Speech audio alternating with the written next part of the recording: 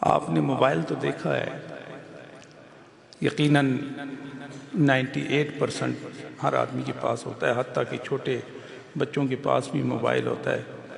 اس میں جب سگنل آتے ہیں تو دل کہتا ہے کہ یہ موبائل کنیکٹڈ ہے۔ ایسے ہی ہے نا، یہاں سے کہیں میسج بھیجنا ہو، کال کرنی ہو، یا کہیں سے میسج آئے، کہیں سے فون آئے، تو یقین ہوتا ہے کہ اس میں اب کوئی رکاوٹ نہیں، اس لیے کہ موبائل اپنے کنیکشن کے ساتھ کنیکٹ ہے۔ بات صحیح ہے نا؟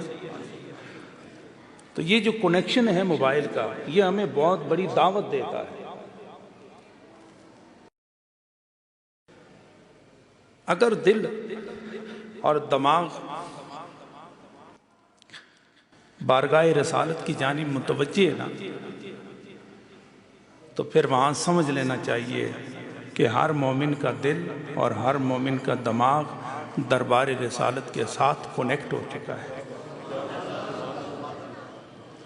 اور کنیکشن نہ ہو تو موبائل کتنا ہی قیمتی کیوں نہ ہو، وہ کام کا نہیں ہوتا۔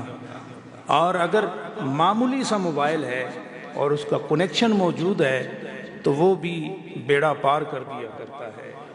اسی طرح مومن چاہے غریب ہو، امیر ہو، نیکوکار ہو، گناہگار ہو، شب زندہ دار ہو، تقوی دار ہو، اور بالکل ہی گیا گزرا ہو لیکن نبی سے غلامی کا رشتہ موجود ہو اور وہ کنیکٹ ہو جائے، تو پھر وہاں سے عطا کیے جانے میں نہ دیر ہوتی ہے اور نہ کوئی کمی ہوتی ہے۔ جس نے جیسا دامن پھیلایا ہوتا ہے، دربار رسالت سے اسے دنیا اور آخرت کے خزانے عطا کر دیے جاتے ہیں۔